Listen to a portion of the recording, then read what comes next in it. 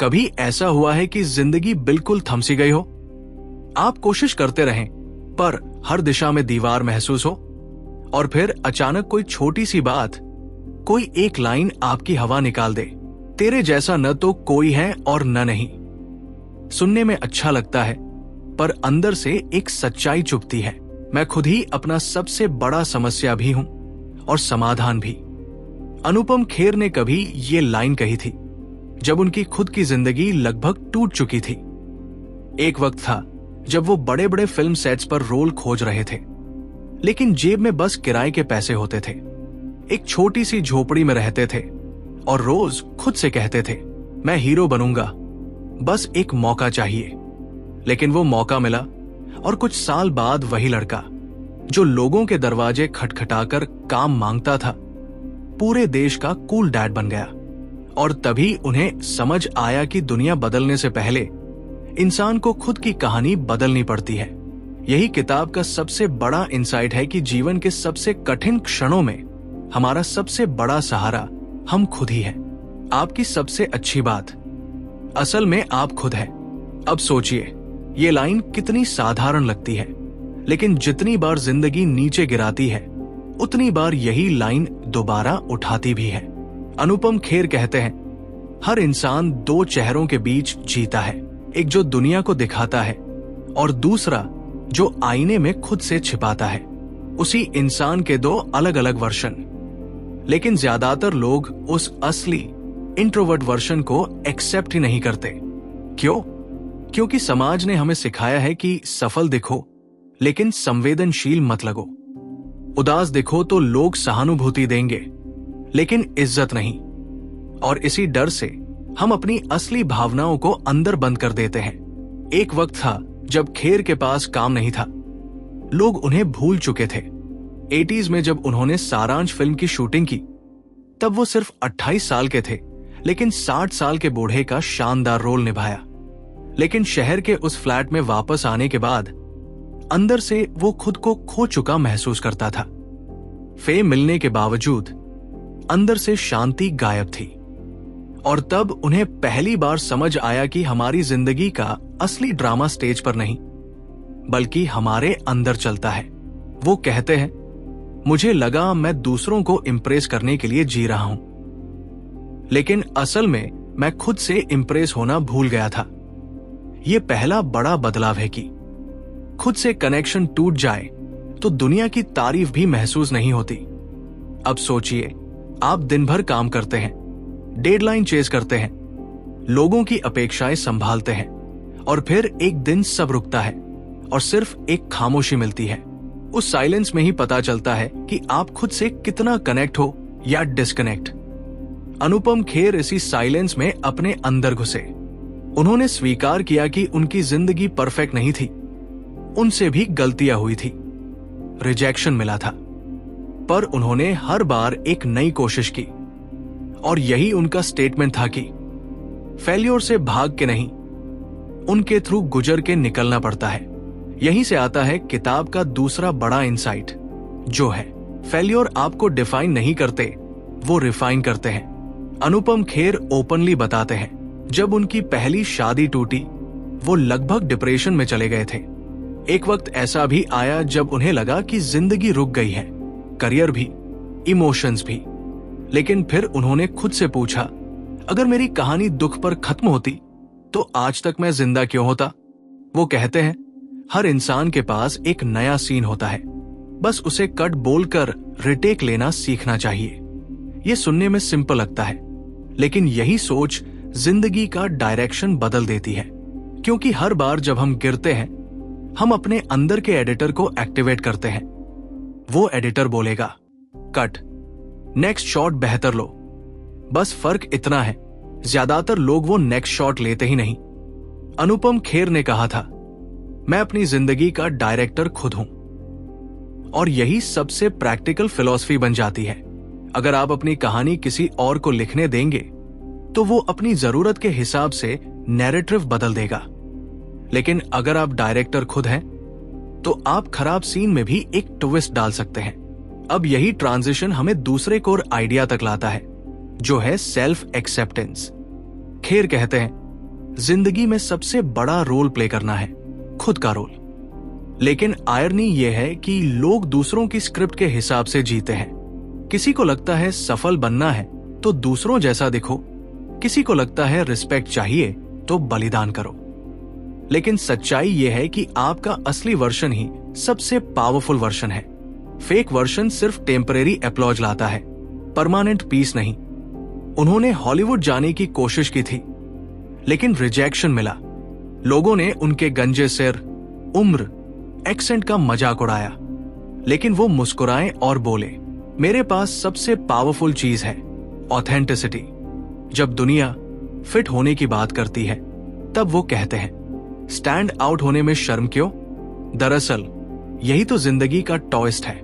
Society तुम्हें perfect बनना सिखाती है, पर लाइफ सिर्फ जेन्युइन लोगों को रिवॉर्ड करती है, क्योंकि फेक लोग कंसिस्टेंसी के साथ फेल होते हैं और जेन्युइन लोग क्यूरियोसिटी के साथ ग्रो करते हैं। इमेजिन करो, अगर आप हर मॉर्निंग आईने में देखो और कहोगे मैं इम्परफेक्ट हूं बट रियल हूं, तो उस दिन कोई फेल्योर आपको तोड़ नहीं पाएगा, क्योंकि जिस इंसान ने खुद की कमजोरी एक्सेप्ट कर ली, उससे दुनिया अब डर नहीं दिखाती।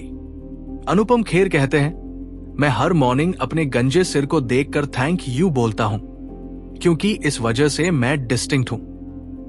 देखो आयरनी, जो चीज लोगों ने उनका मजाक बनाया, वही उनका डेजिग्नेशन बन गई, क्योंकि उन्होंने अपनी इम्परफेक्शन को सेल्फ वर्थ में कन्वर्ट किया। और यही किताब का सबसे पर्सनल मोमेंट है कि अपनी कमी से मत भागो, उसे ही हीरो बना दो। ये लाइन उन्होंने एक सेमिनार में बोली थी और क्राउड साइलेंस में चला गया, क्योंकि हर इंसान के अंदर एक ऐसी कमी होती है जिसके आगे वो सरेंडर कर चुका होता है। पर जब आप उस प्रॉब्लम को अपना यूएसपी बना देते हो, तो आप गेम जीत जाते हो। और यही पॉइंट पर अनुपम खेर कहते हैं, कॉन्फिडेंस परफेक्ट होने से नहीं, हॉनेस्ट होने से आता है।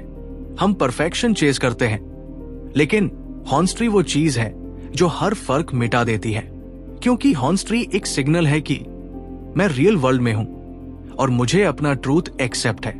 और यही माइंडसेट आगे चलकर हैप्पीनेस लाता है, क्योंकि अगर आप मॉडर्न लाइफ के प्रेशर में भी अपनी असली कहानी लिखने का करेज रखते हो, तो आप किसी भी रिग्रेट के बिना जिंदगी जी सकते हो।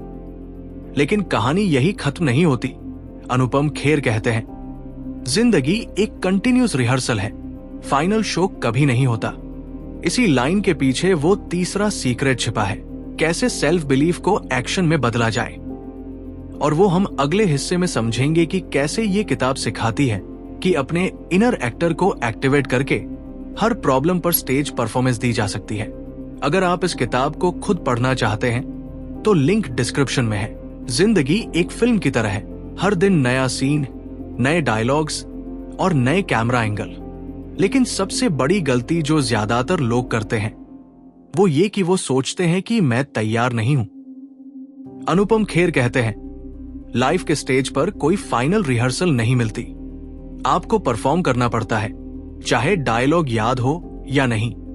और यही से आता है वो तीसरा बड़ा कॉन्सेप्ट, जो है एक्शन ही थेरेपी है। एक वक्त ऐसा भी आया जब खेर खुद जिंदगी से डरने लगे थे।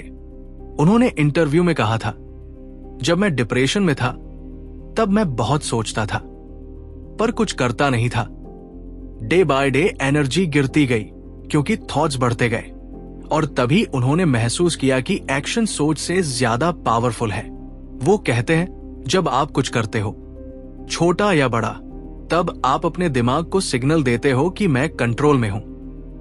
इसीलिए उन्होंने एक छोटा सा फॉर्मूला बना दिया, don't wait to feel confident, act first, confidence बाद में आता है।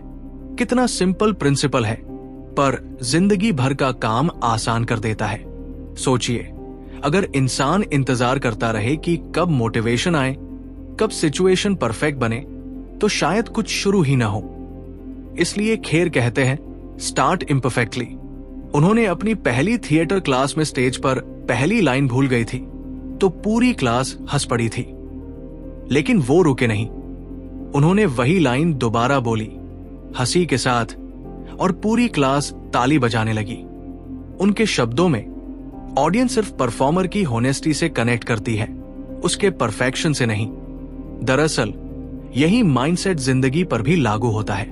हर इंसान मिस्टेक करेगा, हर सीन में कुछ डायलॉग्स फॉल होंगे, लेकिन जब आप वही फॉल को फन में बदल देते हैं, तब दुनिया आपसे कनेक्ट करती है, क्योंकि आप रियल लगते हैं, रिलेटेबल लगते हैं।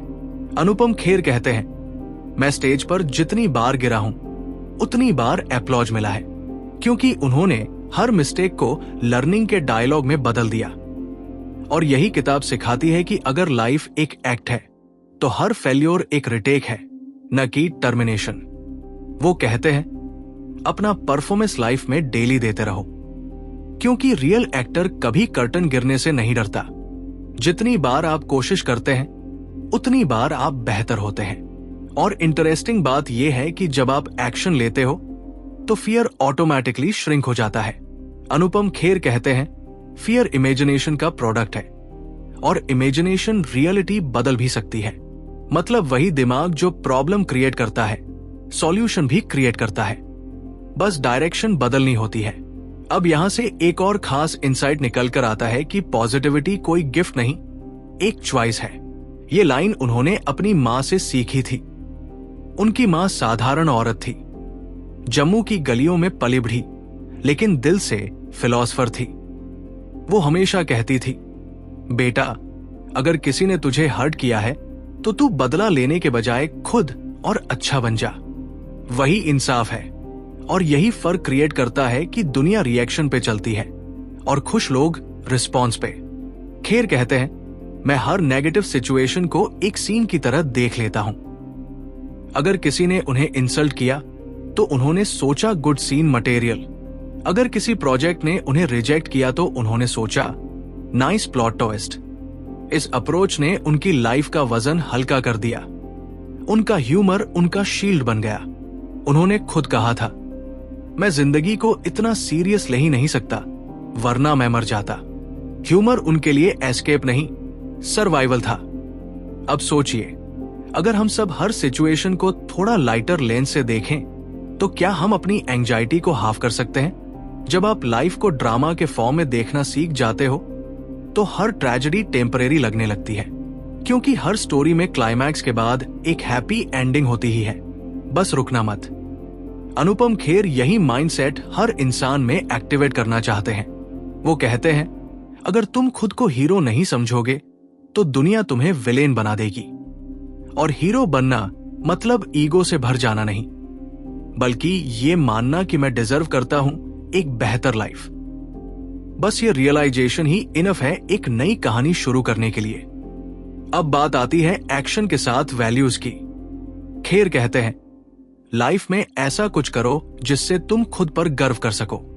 मालूम है, जब वो इंटरनेशनल शोज कर रहे थे, उन्होंने कॉन्शियसली डिसाइड किया कि आर्टिफिशियल स्माइल नहीं दिखाएंगे, क्योंकि उन्होंने महसूस किया लोग फेक पॉजिटिविटी से थक चुके हैं। उनका स्टाइल सिंपल था, क्लियर बात करो, अपनी स्ट्रगल ओपनली शेयर करो। और इसी हॉनेस्टी ने उन्हें मिलियंस के दिल में सीट दी। इस किताब का सबसे ब्यूटीफुल हिस्सा वही हॉनेस्टी है। वो कहते हैं, मुझे लोग इंटेलिजेंट न समझे चलेगा, पर रियल समझे ये जरूर चाहिए, क्योंकि असली सुकून फेक इमेज से नहीं, रियल आइडेंटिटी से मिलता है। इमेजिन करो, एक स्टेज है, लाइटिंग परफेक्ट है, ऑडियंस चुपचाप बैठी है, और तुम स्टेज पे खड़े हो। तुम्हें शब्द मिल रहे हैं, कहानी चल रही है, लेकिन अंदर एक फियर है, कहीं मैं कुछ भूल तो नहीं जाऊंगा। तभी कहीं से एक वॉइस आती है, जस्ट बी योरसेल्फ। इसी एक लाइन में किताब का पूरा एसेंस है। The best thing about you is you. इस लाइन का मतलब ये नहीं कि हम ईगो में रहें, बल्कि ये याद रखें, जो खुद को एक्सेप्ट करता है, उसे दुनिया ऑटोमेटिकली एक्सेप्ट कर लेती है। खेर खुद कहते हैं, मैं अपनी लाइफ में हर रोल प्ले कर चुका हूं, विलेन, कॉमेडियन, जज, फादर, पर सबसे मुश्किल रोल था अपना रियल सेल्फ। और जब वो जीत गए, तो बाकी सब आसान हो गया।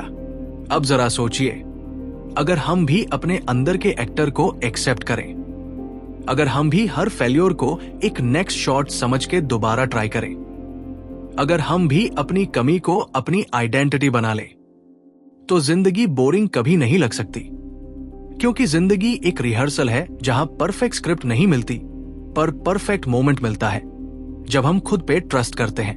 अनुपम खेर ने एक बार कहा था, लोगों का अप्लॉज टेम्परेरी होता है पर खुद से खुशी परमानेंट। और इसी लाइन पे ये वीडियो खत्म करते हुए एक बात याद रखो, कुछ भी हो, लाइफ के किस सीन में हो, एक सिंपल ट्रूथ हमेशा काम करेगा। The best thing about you is actually you. अगर आप इस किताब को खुद पढ़ना चाहते हैं तो लिंक डिस्क्रिप्शन में है। और हां, अगर आपको ऐसे ही बुक समरी सुनना पसंद है तो चैनल को सब्सक्राइब कर लीजिएगा।